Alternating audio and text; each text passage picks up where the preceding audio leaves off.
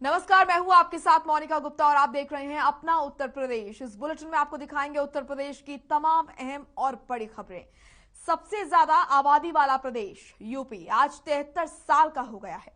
आज उत्तर प्रदेश अपना 73वां स्थापना दिवस मना रहा है। राष्ट्रपति रामनाथ कोविंद और इसी के साथ सीएम योगी आदित्यनाथ ने उत्तर प्रदेश के स्थापना दिवस पर प्रदेशवासियों को बधाई दी। इस मौके पर सीएम मनोहर लाल ने एक वीडियो संदेश भी जारी किया है, आपको सुनाते हैं।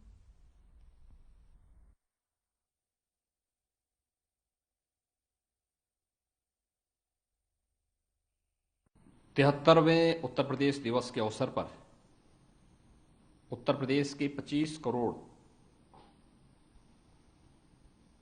नागरिकों को मैं हृदय से बधाई देता हूं। एक सुरक्षित, समृद्ध उत्तर प्रदेश बनाने का जो संकल्प है, इस संकल्प के साथ जुड़ने का आह्वान भी करता हूं। मुझे बताते हुए प्रसन्नता है कि उत्तर प्रदेश ने तत्कालीन राज्यपाल माननीय श्री राम नाईक जी के मार्गदर्शन में अपना पहला स्थापना दिवस 24 जनवरी 2018 को लखनऊ में आयोजित किया था। उत्तर प्रदेश 24 जनवरी 1950 में अस्तित्व में आया था। इससे पहले संयुक्त प्रांत के रूप में, आगरा और अवध के रूप में इसकी अलग पहचान थी। लेकिन भारत गणराज्य के बनने के उपरांत भारत के सबसे बड़ी आबादी के राज्य का नाम उत्तर प्रदेश रखा गया और वह तिथि थी 24 जनवरी 1950। आज जब उत्तर प्रदेश अपना 73वां स्थापना दिवस के कार्यक्रम के साथ जुड़ रहा है, विगत 5 वर्ष के दौरान हम लोगों ने उत्तर प्रदेश के अंदर बहुत कुछ परिवर्तन करने का प्रयास किया। 73 वर्षों के उत्तर प्रदेश की इस यात्रा में अनेक उतार चढ़ाव देखे, लेकिन जब उत्तर प्रदेश प्रधानमंत्री मोदी जी के मार्गदर्शन में उत्तर प्रदेश ने अपनी नई यात्रा प्रारंभ की, स्वाभाविक रूप से ढेर सारी उन संभावनाओं को आगे बढ़ाने का कार्य किया। मैं पहले से इस बात को कहता रहा हूं कि उत्तर प्रदेश असीम संभावनाओं वाला प्रदेश है। यहां पर यह देश का हृदय स्थल है, देश की आस्था है, देश की प्रचुर जल संसाधन उत्तर प्रदेश के अंदर मौजूद है, युवा ऊर्जा के पार संभावनाओं वाला प्रदेश है। और इन्हीं सब के बल पर हम लोगों ने उत्तर प्रदेश को आज ईज ऑफ डूइंग बिजनेस में नंबर 2 स्थान पर ला करके खड़ा कर दिया है, जो 2017 के पहले 12वें स्थान पर था। उत्तर प्रदेश की अर्थव्यवस्था को नंबर 2 की अर्थव्यवस्था बनाने में हमें सफलता प्राप्त हुई, जो उससे पहले 6ठे स्थान पर था।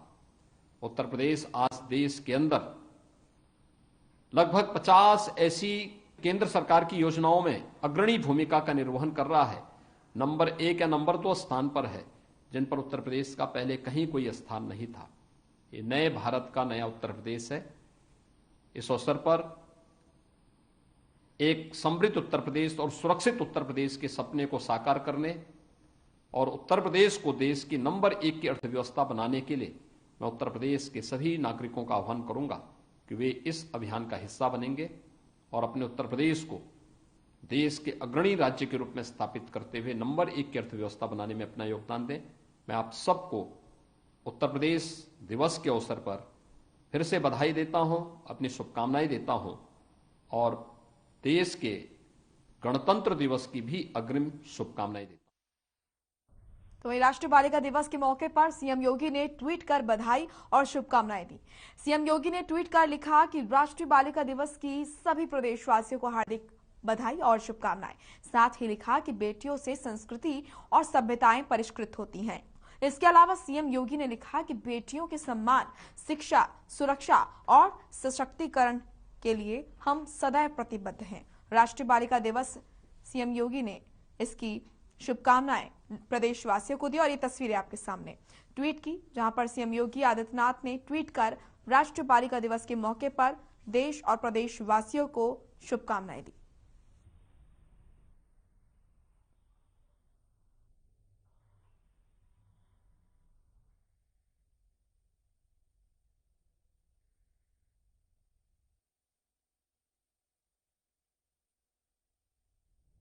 तो वहीं मुख्यमंत्री योगी आदित्यनाथ रविवार को गाजियाबाद के मोहन नगर में एक पार्टी कार्यक्रम में पहुंचे। सीएम ने लोगों को संबोधित करते हुए कहा कि बीजेपी ने 2017 के संकल्प पत्र के एक एक वायदे को पूरा किया है। इस दौरान उन्होंने विपक्ष पर भी जमकर निशाना साधा।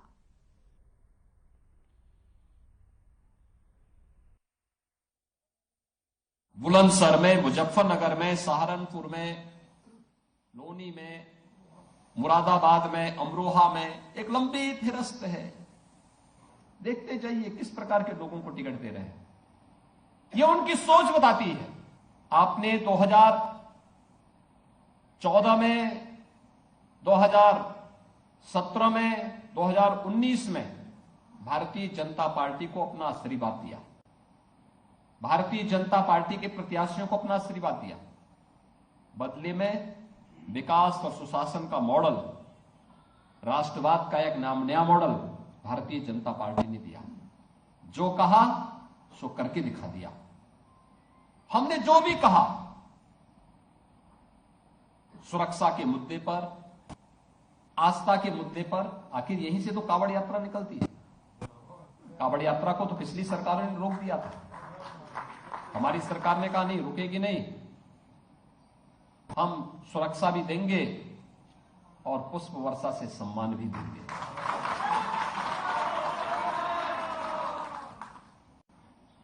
हमने तो नहीं रोका। भाइयों बहनों, ये विकास की भी आप देखते होंगे।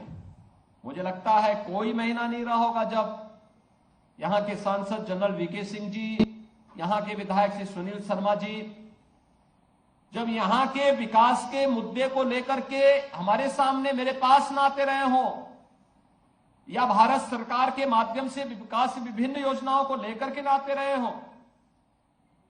गाजियाबाद शहर आज एक नया मॉडल शहर बन गया। पहले क्या था? यानी दिल्ली के बगल में किस प्रकार की स्थिति थी गाजियाबाद की? घनी आबादी के बीच में किस प्रकार की व्यवस्था की स्थिति थी? आज गाजियाबाद एक नया मॉडल के रूप में उभर रहा है। और इसलिए मैं आज आप सबको कहने के लिए आया हूं कि भारतीय जनता पार्टी क्यों प्रदेश में कानून का राज हो, हिस्ट्री सीटर थानों का संचालन न करें, पेशेवर अपराधी सत्ता का संरक्षण न पाने पाए, भ्रष्टाचार पर प्रभावी अंकुश रहे, माफियाओं के खिलाफ बुलडोजर चलता रहे, दंगाइयों को सख्त सजा दी जा सके, तुष्टीकरण की राजनीति के लिए कोई स्थान न हो, सरकारी भर्ती में पारदर्शिता बनी रहे, गरीबों को किसी के सामने हाथ न फैलाना पड़े, बिजली निर्बाध रूप से 24 घंटा मिलती रहे, एक्सप्रेसवे जीवन की रफ्तार को बढ़ाती रहे, बहन बेटियों के सम्मान के साथ कोई गुंडा खिलवाड़ न कर सके, आगे भी कोरोना जैसी महामारी का बेहतरीन प्रबंधन करने की स्थिति बनी रहे, हर जिले में मेडिकल कॉलेज बेहतरीन उपचार के लिए स्थापित हो सके, निवेश आता रहे और उद्योग धंधे विकसित होते रहें, रोजगार सबको अपने घर के पास मिले। इन सब बातों के लिए भारतीय जनता पार्टी आवश्यक है। और आप सबसे मैं अपील करने के लिए आया हूं, आप सभी प्रबुद्ध जन हैं, आपका अपना एक दायरा है, क्योंकि यहां पर इलेक्शन कमीशन की एक गाइडलाइन है और कोरोना प्रोटोकॉल भी है। उसमें एक सीमित संख्या में बुलाया गया है। रामलीला कमेटी के अध्यक्ष को बुला दिया गया होगा, शेष रामलीला कमेटी आपकी घर में बैठी होगी। किसी एक संगठन को आईएमए से जुड़े हुए किसी एक पदाधिकारी, 2 पदाधिकारियों को बुला दिया होगा, बाकी उनके सभी सदस्य पूरे इस महानगर के अंदर बिखरे पड़े हैं। अधिवक्ता परिषद से जुड़े हुए 1-2 पदाधिकारी आए होंगे, शिक्षक संघ से जुड़े हुए 1-2 पदाधिकारी आए होंगे, बाकी लोग अपने कार्य में व्यस्त होंगे। आप सबसे हमारी अपील है, आप में से हर व्यक्ति मेरे प्रतिनिधि के रूप में, जनरल वीके सिंह जी के प्रतिनिधि के रूप में, श्री सुनील शर्मा बनकर के अपने अपने संगठन और अपने अपने तबके के साथ बैठ करके राष्ट्रवाद, विकास और सुशासन की इस मुहिम को घर घर तक पहुंचाने में अपना योगदान दें। कोरोना कालखंड में अधिक से अधिक मतदान, और मैं आपको इस बात के लिए कह सकता हूं, एक नया जल जीवन मिशन को हम लागू कर रहे हैं, हर घर नल योजना। ये खोड़ा से जुड़ी हुई समस्या, मोहन आपके यहां पर जो अन्य जो यहां की समस्याएं हैं, खासतौर पर खोड़ा नगर पालिका में, मोहन नगर में जो ये पेयजल की समस्या है, इस पेयजल की समस्या का समाधान हमारी ही सरकार करेगी।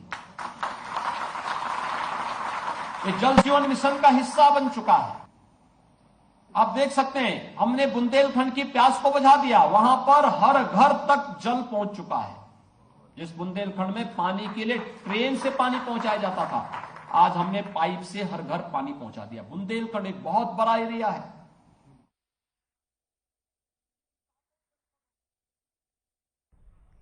कांग्रेस के मीडिया चेयरमैन प्रेस कॉन्फ्रेंस कर रहे हैं, आइए आपको ले चलते हैं।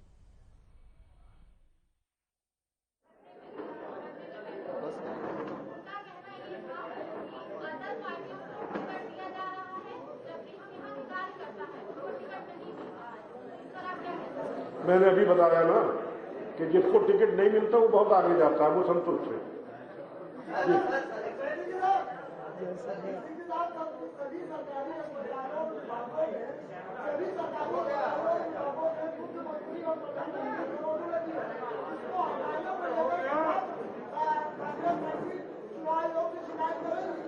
जी साहब की है और करेंगे, और होता भी क्या है कि उसी भर में छोड़िए जो इन्होंने खाद्यान्न वितरण किए हैं। खाद्यान्न तो शुरू से राशन कार्ड के माध्यम से दिया जाता रहा है। खाद्यान्न भी जो वितरण किया उसमें ही फोटो लगाई है, वो इलीगल है, गैर कानूनी है। यहां तक कि अगर इन्होंने कोरोना की वैक्सीन दी, उसमें भी प्रधानमंत्री की फोटो लगी है कि यही है जो कुछ है। क्या इससे पहले जब कांग्रेस पार्टी की सरकारें थी तब महामारी नहीं आती थी, तब चेचक, हैजा और प्लेग नहीं आता था? आज भी लोगों का अगर उठा के देखिए पुराने लोगों के बाजुओं में तो वैक्सीन की यानी वो नस्तर की चवन्नी बनी होगी, उसमें हमने कभी नहीं, सोनिया जी, सॉरी इंदिरा जी की, जवाहरलाल नेहरू जी की या दूसरे अपने प्रधानमंत्री की फोटो कभी हमने लगाई? अरे यार, फोटो लगाना है तो रोज डीजल पेट्रोल के रेट बढ़ रहे हैं, तो आप करके देखो और हम देख लें, आपका भी, आप भी देख लो कि तुम्हारा हंसता हुआ नूरानी चेहरा देख रहा है कि रोज डीजल पेट्रोल के रेट बढ़ रहे हैं। अब हो गया भाई, चाय नाश्ता भी कर लीजिए। चलिए, धन्यवाद। चलिए, बड़ी खबर का रुख करेंगे। आपको बता दें, लखनऊ से इस वक्त की बड़ी खबर आ रही है, जहां पर एक युवक ने ब्लेड से अपना हाथ काट लिया। आपको बता दें, बीजेपी मुख्यालय के आगे युवक ने अपना हाथ काटा। दरअसल मुंह में रखकर ब्लेड लाया था ये युवक। घर के सामने गड्ढा खोदे जाने से आहत था। युवक को सिविल अस्पताल में फिलहाल भर्ती कराया गया है। तो ये बड़ी और अहम जानकारी आपके सामने लखनऊ से, जहां पर युवक ने बीजेपी मुख्यालय के सामने अपना हाथ काटा है, ब्लेड से अपना हाथ काटा है। दरअसल मुंह में ब्लेड रखकर लाया था ये युवक और पुलिस ने फिलहाल उसको अस्पताल में भर्ती कराया है, जहां उसका इलाज चल रहा है। तो युवक ने ब्लेड से अपना हाथ काटा, बीजेपी मुख्यालय के आगे अपना हाथ काटा। युवक ने मुंह में रखकर लाया था ब्लेड। और आपको बता दें, ये तस्वीरें आपको दिखा रहे हैं, ये युवक की तस्वीर जिसने अपना हाथ ब्लेड से काटा है। और अपने घर के सामने गड्ढा खोदे जाने से आहत था ये युवक। फिलहाल पुलिस ने इसको अस्पताल में भर्ती करा दिया है। तो ये तस्वीरें आप देख रहे हैं उस युवक की जिसने ब्लेड से अपना हाथ काट लिया। बीजेपी मुख्यालय के सामने उसने अपना हाथ काटा है, मुंह में ब्लेड रखकर लाया था और वजह बताई जा रही है अपने घर के बाहर गड्ढा खोदे जाने से आहत था युवक। फिलहाल पुलिस ने इस युवक को सिविल अस्पताल में भर्ती करा दिया है जहां उसका इलाज चल रहा है।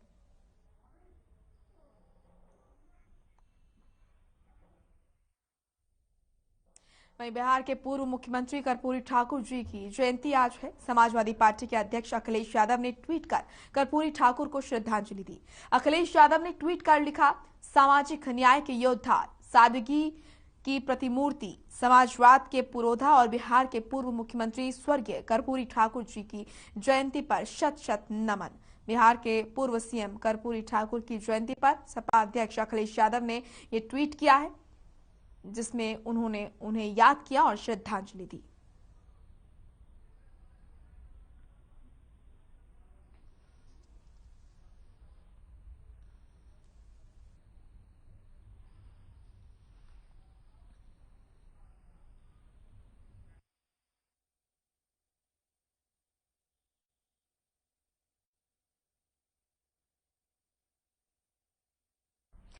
यूपी चुनाव में बीजेपी और समाजवादी पार्टी के बीच संग्राम छिड़ा हुआ है।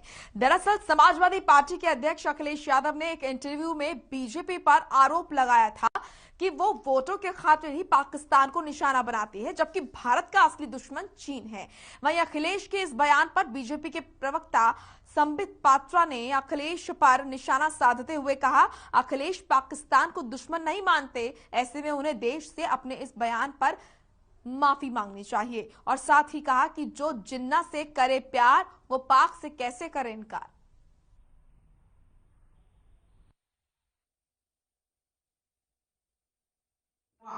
73rd फाउंडेशन डे है, स्थापना दिवस है, तो स्वाभाविक है 25 करोड़ उत्तर प्रदेश के निवासी और 135 करोड़ हिंदुस्तान के निवासियों के लिए ये गर्व का विषय है। ये बहुत ही महत्वपूर्ण दिन है। याद करिए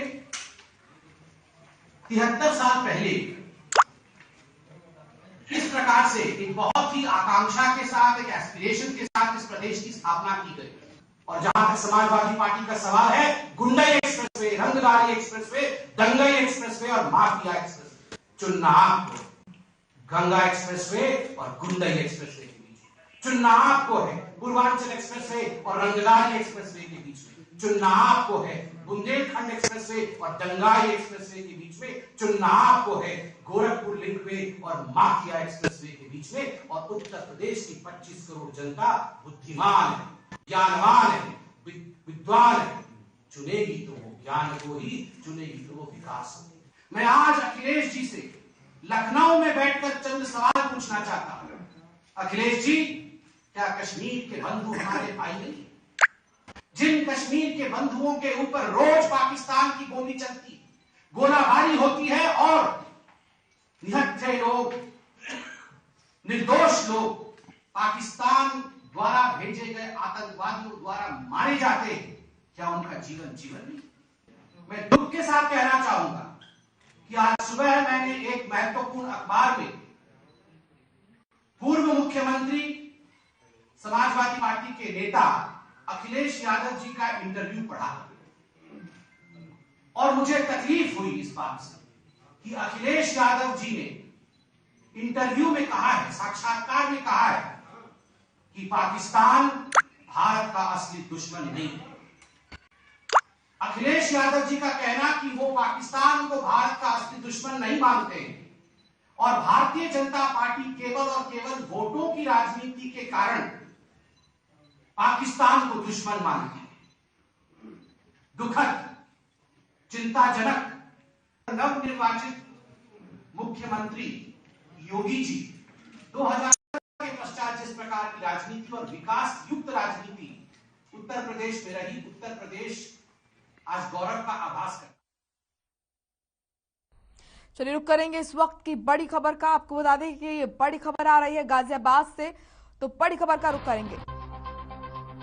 गाजियाबाद की हैं उप जिला निर्वाचन अधिकारी। आपको बता दें कि 12वें राष्ट्रीय मतदाता दिवस के मौके पर मिलेगा अवार्ड उन्हें। 25 जनवरी को है 12वां राष्ट्रीय मतदाता दिवस कार्यक्रम और इस मौके पर उन्हें अवार्ड मिलेगा।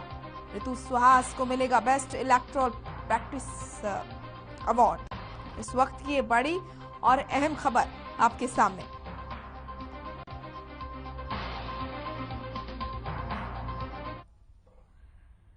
बीएसपी की राष्ट्रीय अध्यक्ष मायावती ने ट्वीट कर यूपी में कानून व्यवस्था पर सवाल खड़े करते हुए बीजेपी पर निशाना साधा। मायावती ने ट्वीट कर लिखा कि यूपी में कानून व्यवस्था बदतर हो चुकी है और राज्य में भय का माहौल बना हुआ है। जान माल की कोई सुरक्षा नहीं। इसके साथ ही मायावती ने लिखा कि उत्तर प्रदेश में भ्रष्टाचार और भेदभाव का माहौल बना हुआ है। इसके अलावा राज्य से लोग बेरोजगारी के चलते बड़ी संख्या में पलायन कर रहे हैं। वहीं मायावती ने बीजेपी को आड़े हाथ लेते हुए कहा कि बीजेपी ने कुछ काम नहीं किया, बस दूसरे के काम को भुनाने का प्रयास किया।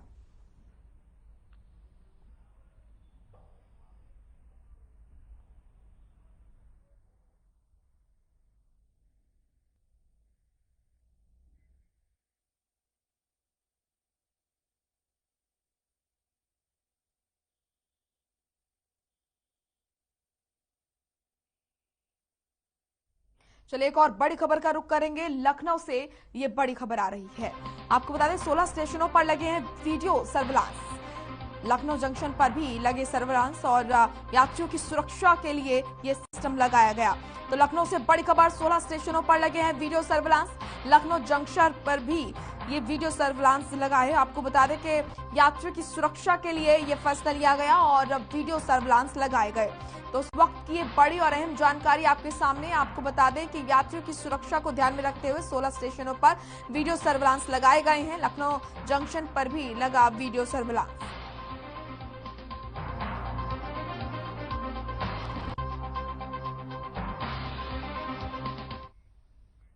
चलिए फिलहाल अपना उत्तर प्रदेश में इतना ही। आप देखते रहिए हर खबर। नमस्कार।